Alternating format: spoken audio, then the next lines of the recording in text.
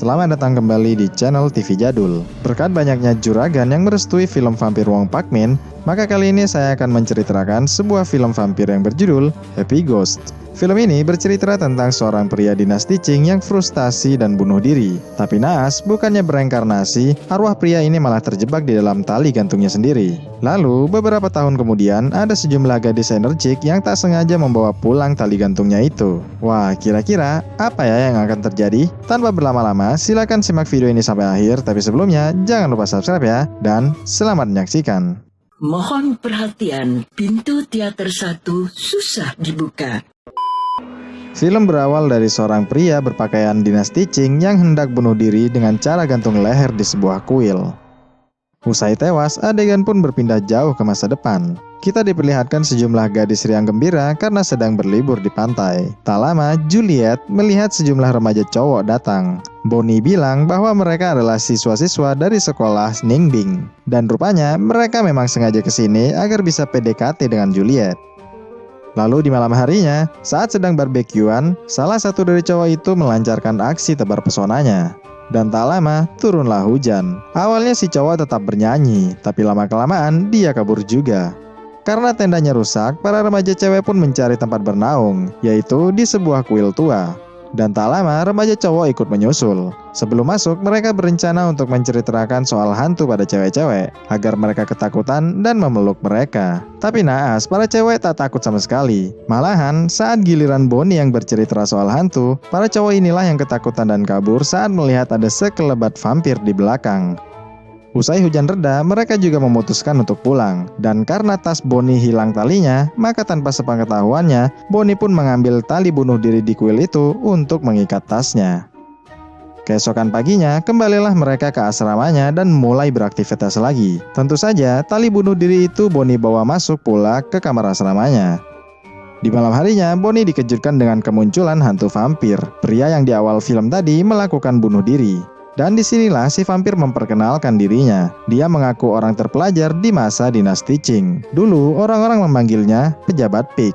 Nah, pejabat Pik ini ingin Bonnie untuk memulangkan tali gantung itu agar dia bisa kembali lagi ke kuil tua tadi. Bonnie pun menyanggupinya, tapi besok usai perlombaan olahraga. Keesokan harinya acara olahraga pun dihelat. Di ruang ganti, Bonnie kedatangan saingan terberatnya bernama Tarzanko. Tarzanko memprovokasinya dan melakukan pemanasan menggunakan talinya pejabat Pik. Walhasil, pejabat Pik pun pusing dan kesal pada Tarzanko. Tak sampai di situ, karena diam di tempat yang salah, saat perlombaan berlangsung pun, pejabat Pik ini masih saja memperoleh kesialan dari Tarzanko.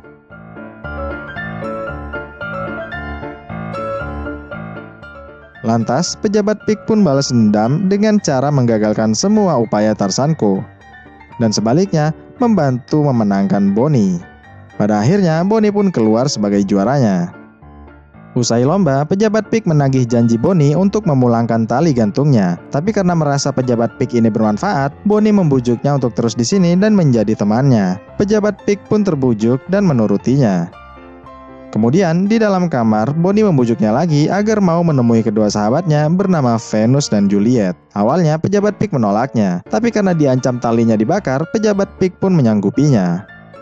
Singkat cerita, bertemulah pejabat Pik dengan Venus dan Juliet. Bukannya takut, mereka malah menertawakannya. Mereka menganggap pejabat Pik ini adalah manusia biasa yang sedang cosplay. Demi meyakinkan mereka, pejabat Pik pun membuktikan kehantuannya. Dan mereka pun pingsan. Di waktu yang sama, OB dari asrama naik mengintipnya karena penasaran. Pejabat Pik pun menjahilinya. Keesokan harinya, pada acara tahunan yang dihadiri oleh asrama putra dan putri, Juliet mendapatkan kado dari para cowok agar mau menari dengannya. Juliet yang bingung langsung mendapat bantuan dari pejabat Pik. Pejabat Pik menyihir pandangan Juliet. Juliet melihat lingkaran warna di atas kepala para cowok sembari mendengarkan penjelasan pejabat Pik. Dan pada akhirnya, pejabat Pik menyarankan Juliet untuk menerima cowok berkacamata dengan lingkaran warna-warni di atasnya. Sebab, cowok itu pasti menyenangkan dan penuh dengan warna. Lalu saat musik sudah diputar, para cowok pun menghampiri Juliet. Tentu saja Juliet memilih Joseph, si cowok berkacamata tadi. Tapi sayang, pestanya berjalan membosankan dikarenakan ada pengawasnya. Lantas Bonnie pun meminta pejabat Pig untuk melakukan sesuatu. Dan pejabat Pig pun melakukan aksi sihir kepada sang pengawas. Sontak saja pesta pun berubah menjadi meriah.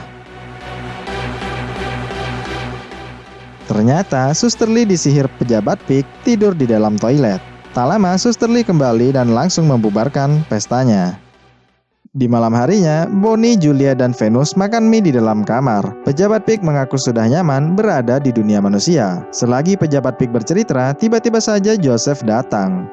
Tentu saja mereka meninggalkan Juliet sendirian di kamarnya. Adapun maksud Joseph ke sana hanyalah untuk mengucapkan selamat malam. Seusai itu, Joseph berniat pulang, tapi pejabat Pig menahannya dan membisikkan agar Joseph naik saja ke atas. Lalu manjatlah Joseph ke atas. Setibanya di dalam kamar, mereka berdua pun bercumbu mesra.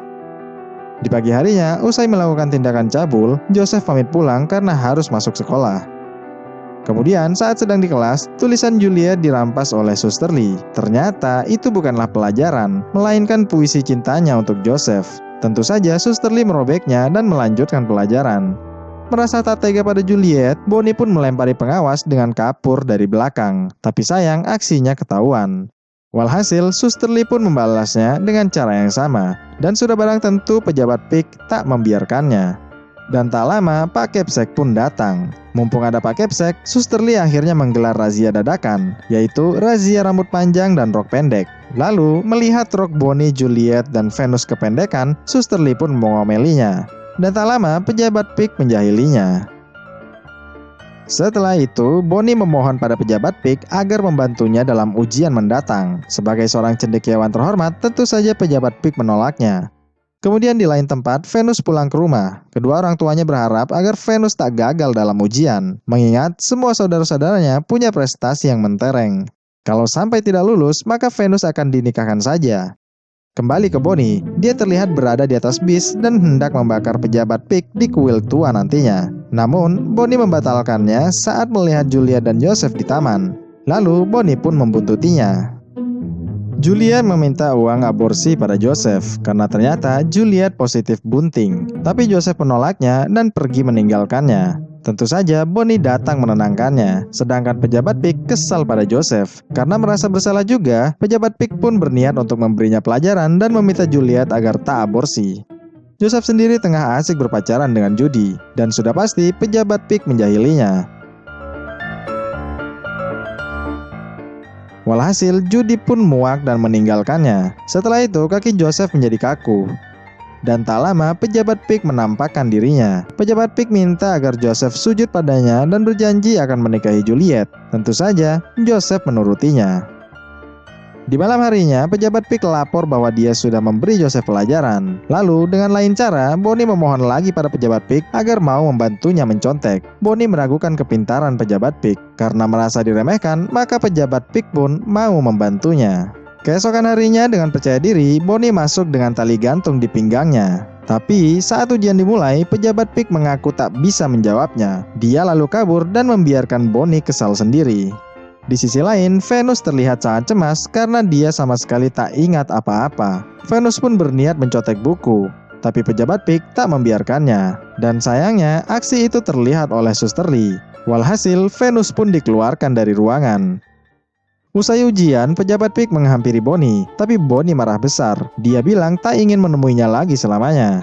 Sementara itu, Venus yang sedih tiba-tiba melihat kedatangan kedua orang tuanya. Venus terlihat makin tertekan. Juliet melaporkan itu pada Bonnie. Karena takut Venus bunuh diri, mereka pun bergegas ke asrama. Dan benar saja, Venus duduk di atas atap, seolah siap untuk melompat. Lantas, Bonnie dan Juliet naik untuk mencegah aksi nekatnya itu. Sementara dari bawah, para petugas kebersihan juga ikut membujuk Venus. Venus menolaknya dan mendadak terpeleset. Untungnya, dia masih sempat bergelantungan. Melihat itu, Bonnie pun bergegas menolongnya. Saat hendak menolong, tiba-tiba saja Bonnie terpeleset dan mengakibatkan Venus terjatuh. Bukannya terluka, Venus malah terbang karena jatuh di atas balon gas helium.